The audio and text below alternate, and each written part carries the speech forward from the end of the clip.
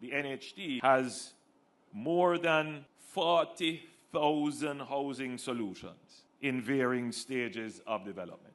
When we did our analysis, and this is rooted in the National Housing Policy, it is estimated that we are short about 150,000 housing solutions relative to the demand that exists in the country. Now, whenever you have a shortage, you have all kinds of things that happen in the market.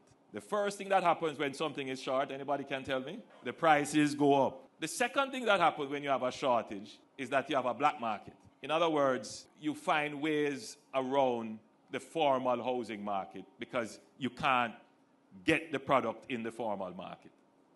So those two things are happening in our housing market. You will notice that the prices of the houses just keep going and going up. Sometimes they are rising even faster than inflation. Sometimes they are rising even faster than the cost of building materials. Because if you were to compare the rise in the price of cement over the last 5 years, for example, take out the COVID years, which were a real disruption, you would see that housing prices have probably tracked ahead of materials prices. Any solution that is going to be proposed to solve Jamaica's housing crisis cannot only be on what is called the demand side of the problem. So the supply side of the problem is we simply are not building enough houses. That creates a shortage, which drives up the price. But more than that, if people can't get affordable housing through the formal system, what are they going to do? Many of them will see a piece of land and say, you know what?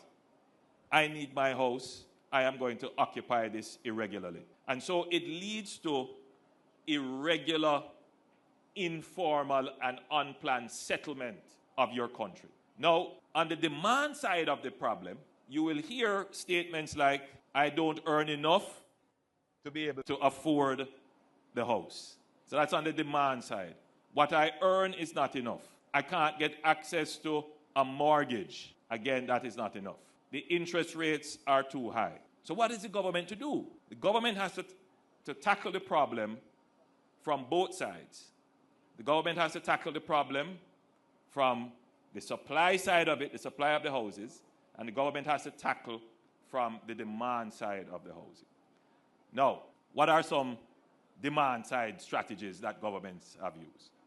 Well, firstly, there are always persons wanting to purchase a home. But if you don't have the money to do it, can you call that real effective demand? So governments are always trying to create what is called effective demand.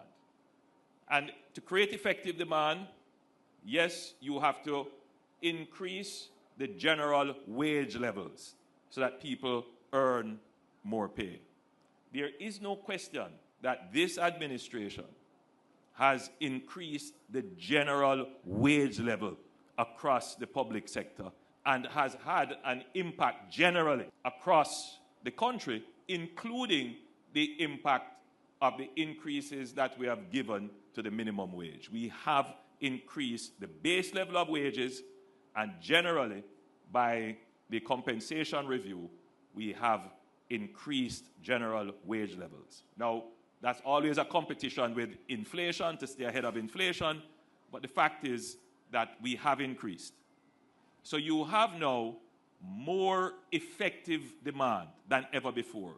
You have more persons who are now able to actually purchase a home. Now, we have also increased the various home purchase facilitation